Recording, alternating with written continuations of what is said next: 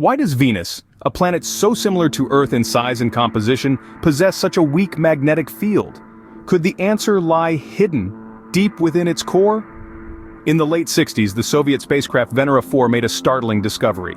Venus, our neighboring planet, had a magnetic field far weaker than our own. This was surprising, considering Venus's similarity to Earth in terms of size and supposed internal structure. The expectation was that Venus, like Earth, would contain a dynamo at its core, a self-sustaining engine of electrical current that generates a magnetic field.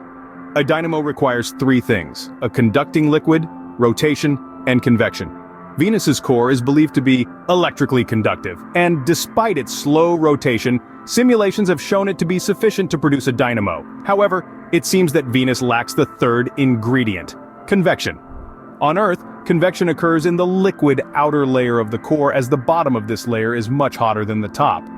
On Venus, a global resurfacing event could have shut down plate tectonics, leading to a reduced heat flux through the crust. This insulating effect would cause the mantle temperature to increase, reducing the heat flux out of the core, and thus no internal geodynamo is available to drive a magnetic field. Instead, the heat from the core is busy reheating the crust. There are other theories too. One postulates that Venus might not have a solid inner core, or perhaps its core is not cooling, so the entire liquid part of the core is at approximately the same temperature. Yet another theory suggests that Venus's core might have completely solidified. The state of Venus's core is highly dependent on the concentration of sulfur, which, as of now, remains unknown. Another theory points to the absence of a late, large impact on Venus, such as the one Earth experienced that led to the formation of our moon. This lack of a significant impact could have left Venus's core stratified, without the forces to initiate or sustain convection, and thus a geodynamo. The weak magnetosphere around Venus means that the solar wind is interacting directly with its outer atmosphere.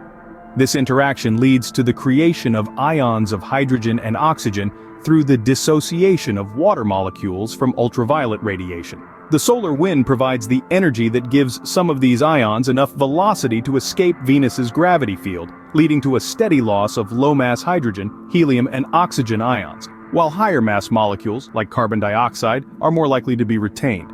This process, known as atmospheric erosion, could have led to the loss of most of Venus's water during the first billion years after it formed.